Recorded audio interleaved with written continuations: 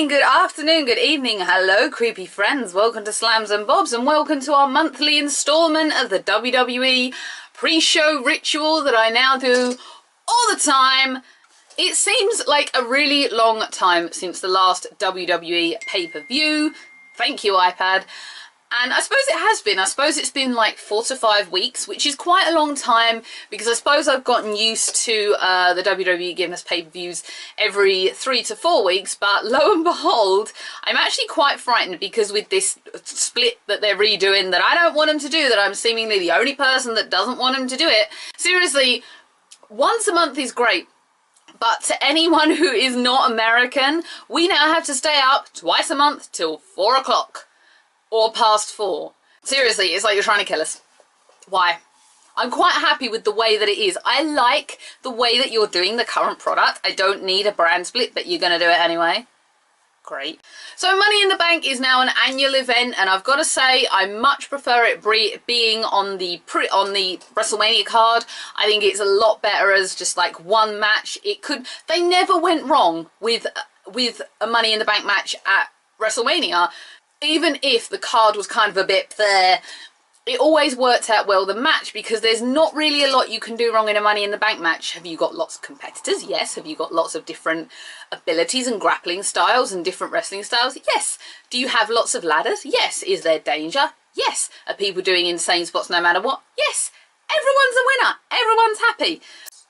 So to have a pay-per-view based around a one match, I kind of still am not on the card, not on the train, whatever with that, but it's not a bad card this month. And as usual, poor old Dolph Ziggler is relegated to the pre-show. Baron Corbin, seriously, they are not getting enough time. There's nothing been built, and I'm kind of sitting there as a pre-show going, don't care. And it's a shame because Dolph Ziggler could take this hand cream and make it work. He could take this and make it look like a lovely shining star. More than the shining stars themselves, because their tag team just ain't gonna cut it. Oh, talking of gossip, did you hear apparently Jerry Lawler and his like fiance were arrested yesterday morning? Oh my gosh. Did you like read the details? I literally just read it before I came on air, and it's quite scary. Like, I can see him getting in a lot of trouble for that. If Adam Rose is going to get kicked out of the company for domestic battery, I can see that happening to Jerry Lawler. As much as he's a long-time employee, they do not tolerate domestic battery, although apparently she was involved in it as well. Apparently we have 2 matches on the pre-show. I didn't know that. The other one is Sheamus versus Apollo Crews, and again, I'm not quite sure where that's come out of. That been on SmackDown? Because I'm a few episodes behind on SmackDown right now. Do you know what though? I suppose if they're going to do SmackDown Live on Tuesdays on the network, it does give me more reason to kind of want to do it, as opposed to kind of getting there. Because I've been really neglectful with SmackDown for quite a few years now, and I hold my hands up. It's really, really bad.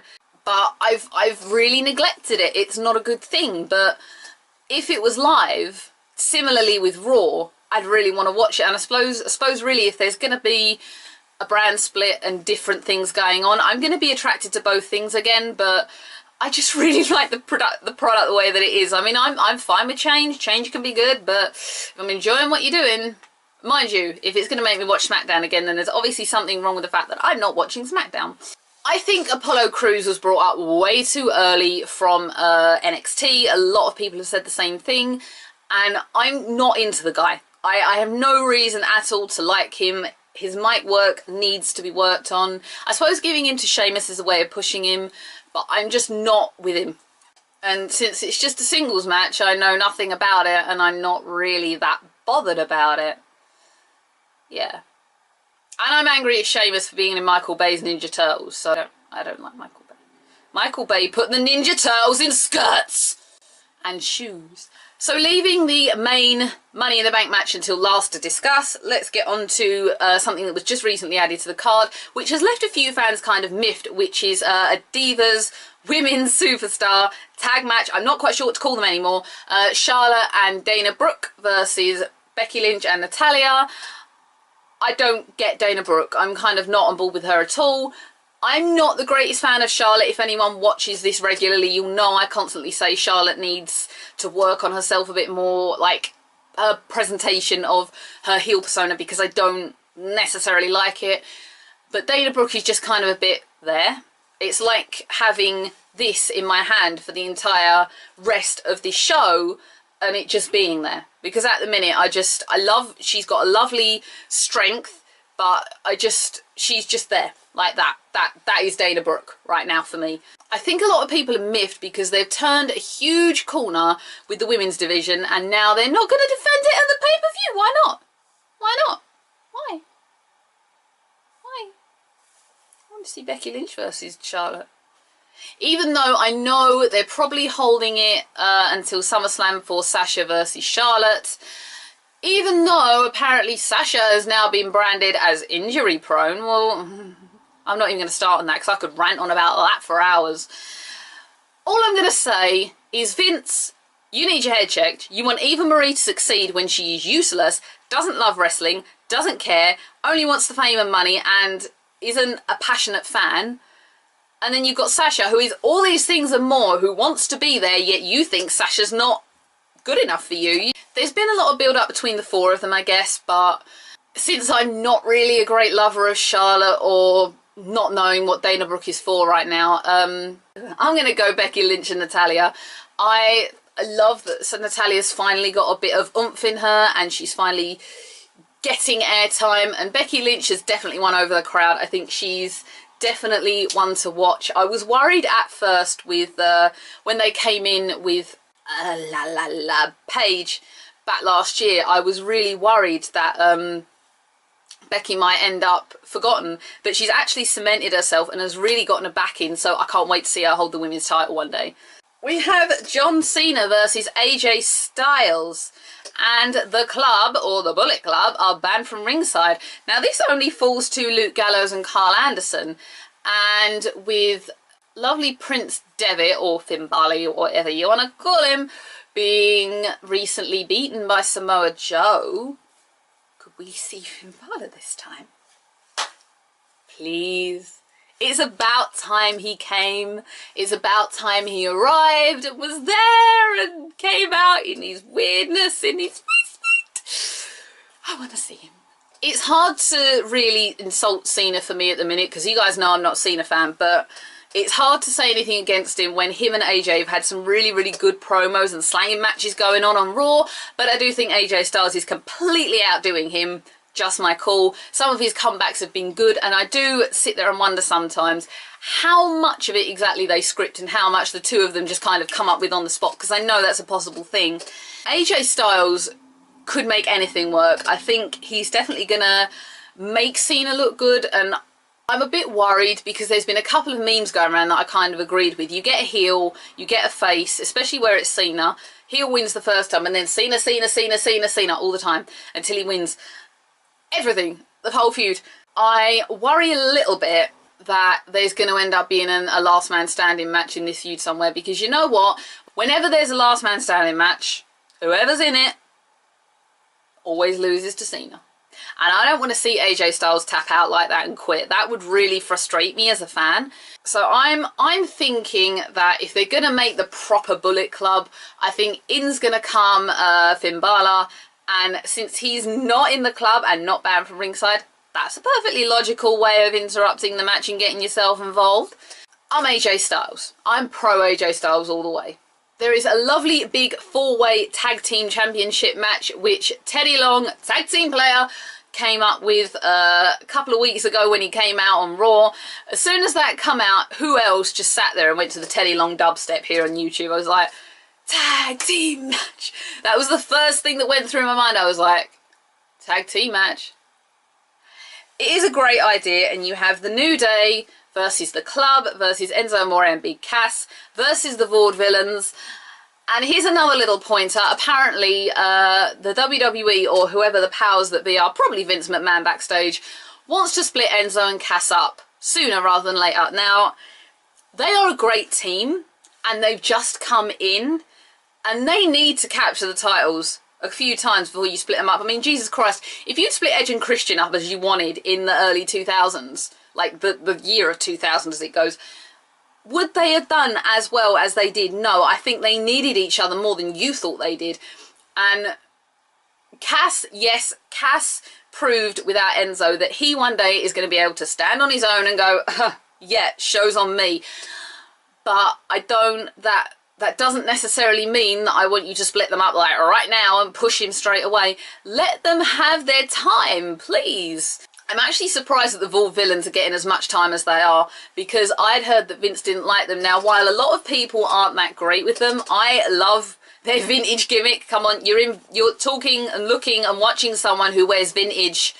I love the fact that, like, Simon Gotch, as I said before, just took the whole gimmick and just completely made it into something so retro. I think that's so cool to do. Honestly, I really want to see the New Day drop. I think they've held the tag titles long enough, and I said this last month, it's about time someone gave them a challenge and someone took them to the next level. As much as the New Day are pretty much untouchable at this point, because no matter what they do, they're entertaining, I do want to see someone else hold the belts. I suppose it would be good if the club dominated, but personally for me, I want to see Enzo and Cass have it. And I'd like to see them kind of pin the Vaudevillains because of what happened a couple of pay-per-views ago. I think that would be a nice way of kind of ending it, because now that, like, the Vaudevillains keep saying, oh, we injured you, as they do in this kind of situation. A match like this has the ability to just be insane, and it should be fun, and fun for us fans. I can't wait to see this. I think this could well steal the show. Easily steal the show. Behind the Money in the Bank match, of course. Titus O'Neil versus Rusev is the big IC title match. It seems to have had a good amount of build-up, which is great. I think if you want someone who's completely, you know, all-American kind of guy, it's definitely Titus O'Neil. And Titus, since especially the Vince thing, has had a lot more backing from the crowd, and I think he has the goods to go far now. I want to see him win. I think it would be a cool thing for Titus to win. I've never seen him hold a belt like this before, and I think he would bring the prestige to it that a lot of people have. Since I'm not a Rusev fan, as I said before, Rusev is going to be the next Vladimir Kozlov, and he is going to fall hard eventually, mainly because a lot of people just don't buy him. He doesn't bring to the IC title what I personally want to see, and I think there's a lot of people who said similar. I think Titus would bring that, and he would have the crowd backing to go with. So for me, Titus O'Neil on that one. There's only 2 matches left to discuss now. Before going to the Money in the Bank, we'll talk about the world title match. Roman Reigns versus Seth Rollins, and could there be a run-in at the end? Who the hell knows? We don't know who's going to win the Money in the Bank match yet, although Dean Ambrose has teased that if he wins it, he might come down and cash in. How cool would that be if we then went to SummerSlam with a Shield triple threat for the world title? That would just be every fan sitting there going, because I'd heard originally it was going to be Cena versus Reigns, and I don't want to see that. I would rather see all 3 members of the Shield taking each other on. Seth coming back at the end of last month's pay-per-view was a great shock. I think a few people had mentally called it. I was still hoping that it was going to be Finn Balor, but I was still happy Seth Rollins come back. We all thought he was going to come back a face, and then boom, the next night on Raw he turns on the crowd. Typical Seth Rollins persona, and still enjoyable to watch. I think Roman's going to hang on to it a little bit longer yet, so how he's going to beat Seth Rollins, I'm not so sure. But would it be the best thing ever if Dean Ambrose came down, cashed in and won? Hell yeah! I want to see Dean Ambrose with that title. I've been saying this for a year. And of course, the last match is the Money in the Bank ladder match. Woo! Get my Ric Flair on there. There are 6 participants in this. There is Sami Zayn, Cesaro, Chris Jericho, Dean Ambrose, Kevin Owens, and Alberto Del Rio, who I don't really like. Other than that, I like pretty much everyone there. I think I said last month, I'm still not following Sami Zayn entirely. I'm not completely 100% on board with Sami Zayn, but I'm getting there. I'm kind of getting there. I think I've read as well that apparently they keep having him lose so that he will get more crowd backing and people will kind of support him more. I think he's got enough support from the NXT crowd anyway. Now you've got a big mashup of people here. Alberto Del Rio is really tall. You've got Kevin Owens, who is your heavyweight. Chris Jericho, who's done numerous ladder matches. Dean Ambrose is just nuts. I've not seen the best of Sami Zayn yet. Cesaro could win it. I think Cesaro's definitely got better since he come back from injury. I think he's definitely had that more fire in him, and I'm still not sure of whether he's doing Jason Statham or Bond when he comes out to the ring and strips the suit off like a stripper. But I'm more on board with him than I was before injury, which can't be a bad thing. Honestly, I'm kind of spoiled for choice by all 6 competitors. The more I look at this, the more I'm mentally dreaming what kind of spots they're going to do and exactly what they're going to achieve in this match, because I really don't know. I'm just sort of looking, and I think I can see Dean Ambrose doing some big massive jump. I can see Kevin Owens breaking a ladder in half. I can just see so much just looking at this going on that I'm just excited about it, and to a point maybe I'm not that bothered who wins. I just want to see you guys tear the house down. But I suppose if I'm entirely a little bit biased, I've got two top contenders, Kevin Owens and Dean Ambrose. They are my top two that I would like to win. Either one of those would fill me the world of happiness. Either one, great for me.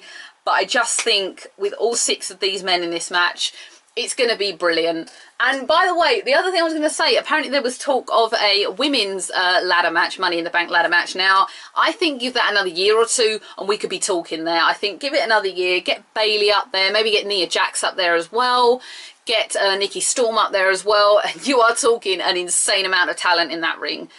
I think they could definitely have an amazing Money in the Bank ladder match like that, as long as they got the right wrestlers and not the right models. Just my call. Either way, that was the entire 8 to 9 matches. Was it 8 matches? Yes, it's 8 matches. There's 6 on the main card, 2 pre-show matches.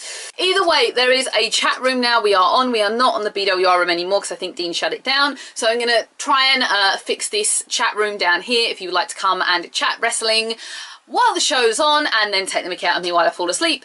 Feel free. It's a long night for us Brits, let me tell you. If not, please feel free to like, dislike, and comment on this video. If you would like to subscribe also, please do this. I would love to add more friends to my growing number. I hit 300 recently, and it was just like, oh, birds sang, butterflies flowed, and 312, wow. I never thought I'd get 12, let alone 312. So thank you to everyone who subscribes. Please watch the show, enjoy the show, come and chat, do whatever you like. I will see you again next month for more WWE, or if anything huge comes, I will see you for that. Bye, everyone.